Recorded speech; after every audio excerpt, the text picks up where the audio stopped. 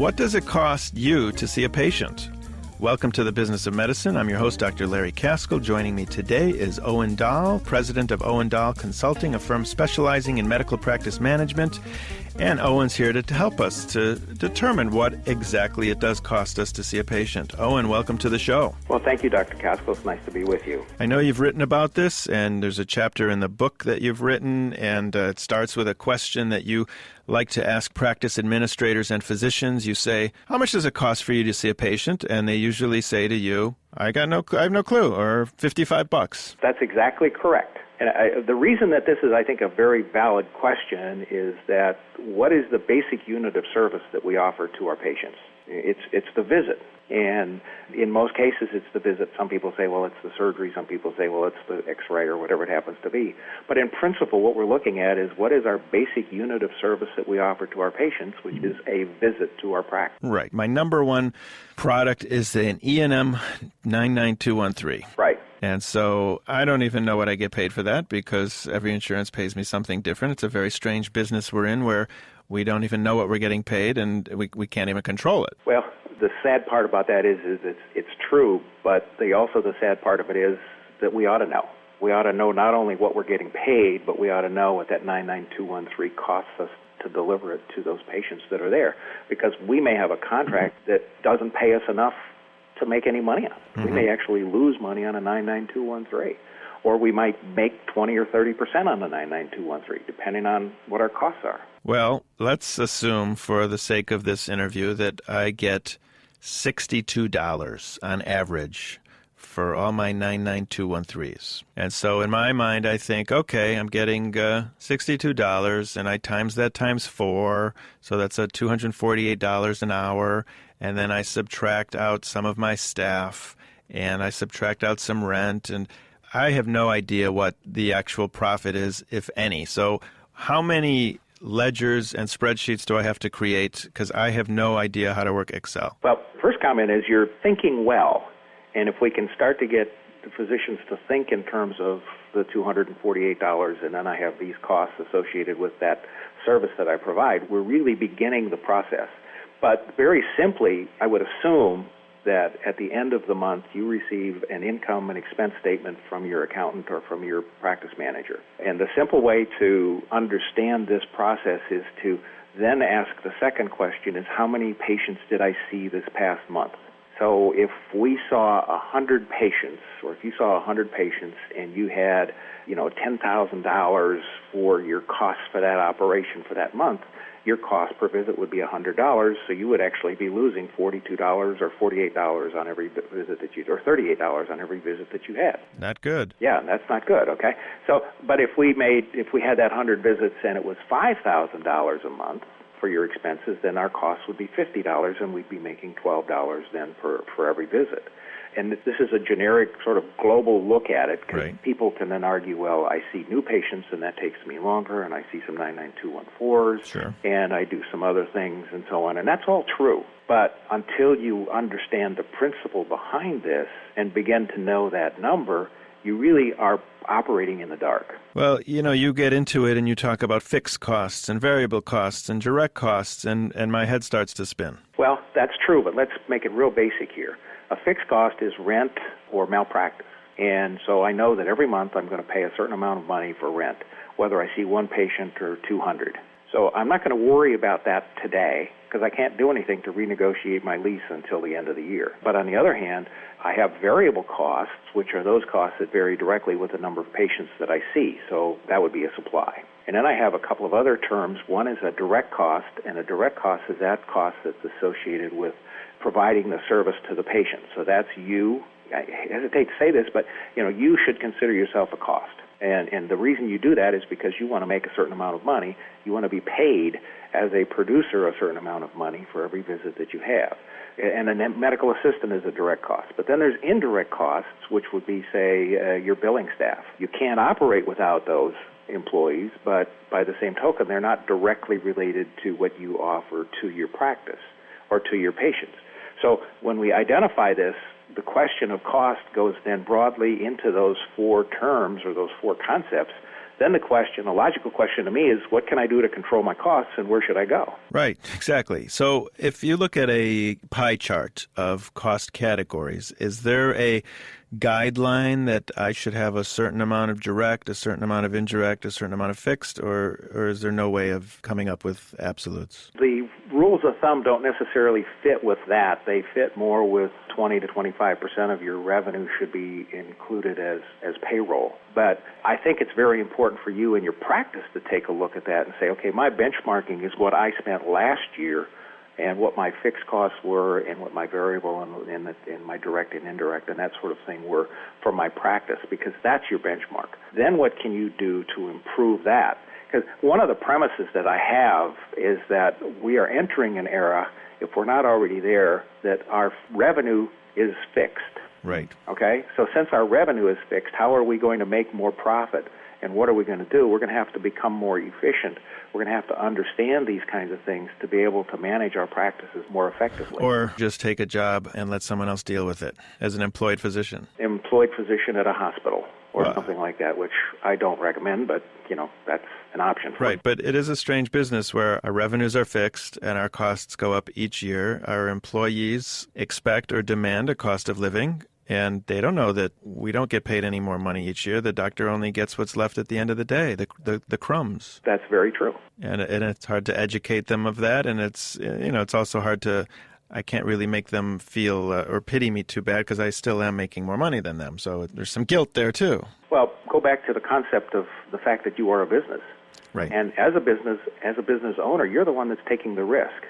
You're the one that's saying, I've got to get up this morning and I've got to see 22 patients in order to break even on a daily basis. That means I've got to see 22 patients to pay those employees, to pay the rent, to pay the lights, the phone bill, to buy the supplies, and that sort of thing that goes on. So when I understand that, I've got to see those 22. If I see 30 patients, I've made whatever profit there is between 22 and 30.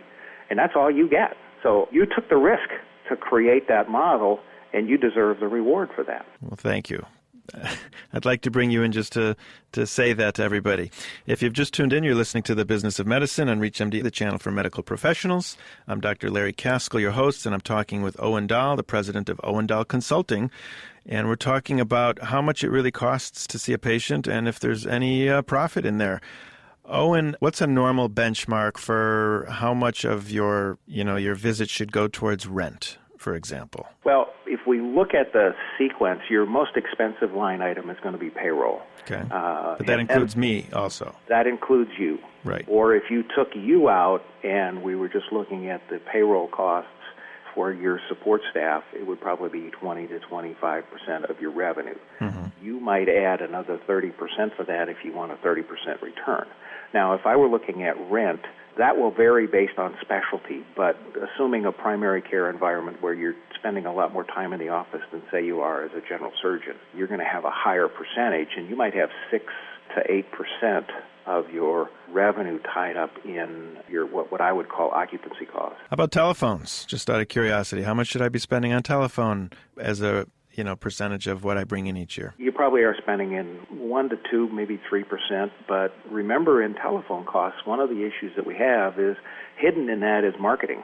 That's your advertising or your yellow page listing. So when you're identifying costs associated with telephone, I should say, okay, how many lines do I need?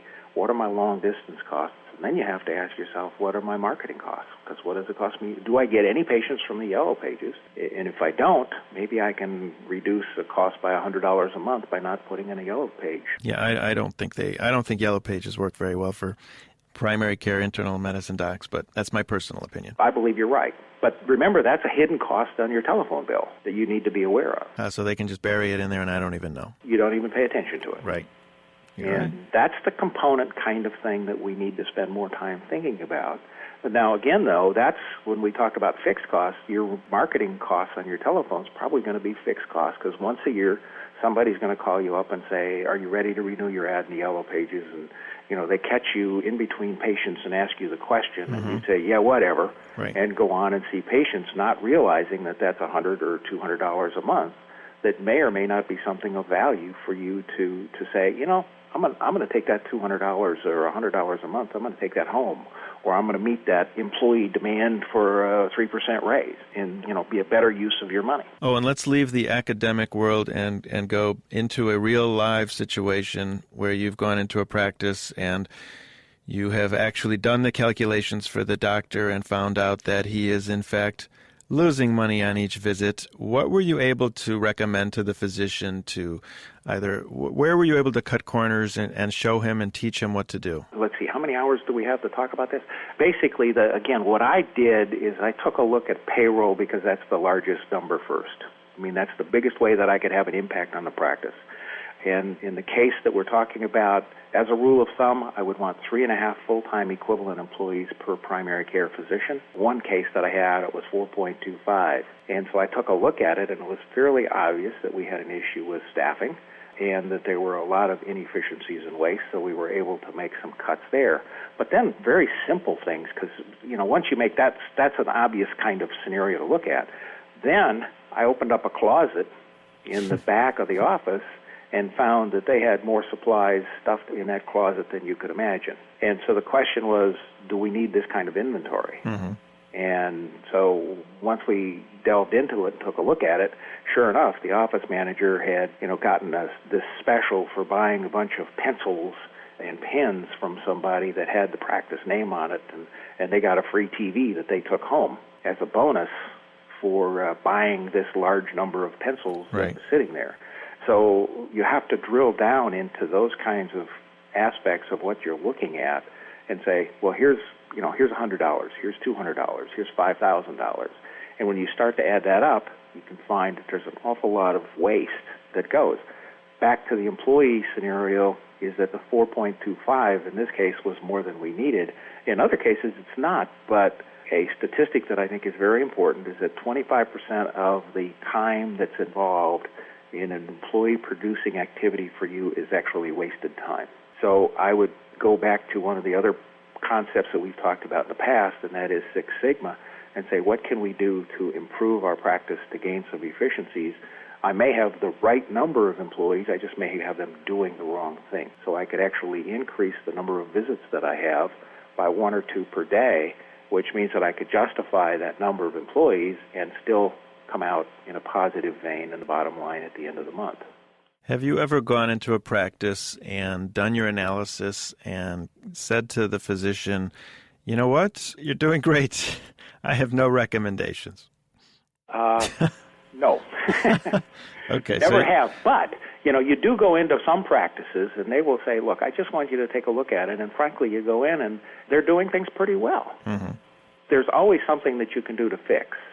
So you do that, and I'm not saying that to justify the fact that I'm a consultant and I go into the office, is that there's always a benefit for having another set of eyes. But sometimes physicians will say, I just would like to have you come in and take a look at it and say, yeah, we're doing well, and I make 2 or 3 recommendations, and they may or may not choose to follow them, but yeah, it happens.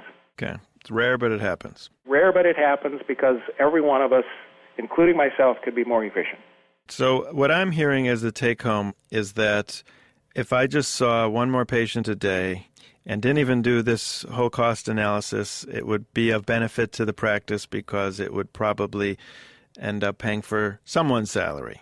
Yeah, I think, but there you go. There again, if you understand your costs and look at the efficiency models that you'd be talking about, clearly you could benefit dramatically. In fact, if you saw one more patient 4 days a week, 48 weeks out of the year, you could walk home with about $16,000 to $17,000. This is an incredible number, and I don't know if many of us think like that. But on one hand, it's kind of good we don't think like that because I still kind of like just being a doctor some days and not having to always think about the business behind it, although we have to. As I said, you're the one that's taken the risk. Right. This is your business, but by the same token, you need the support structure in order to make that business work. And I'd rather have you, when you're busy doing your 6 to 8 to 10 hours a day of work, being productive in terms of what you're doing and what your expertise is, which is being a physician. Let somebody else be the expert at helping you run your practice better. But recognize the need for that. So get a good administrator in your practice who can help you out. My guest was Owen Dahl, president of Owen Dahl Consulting, and he was here to tell us about the real cost of seeing a patient.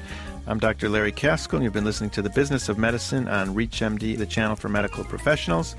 Please visit or check out our website at reachmd.com, which features our entire library through on-demand podcasts. And thank you for listening.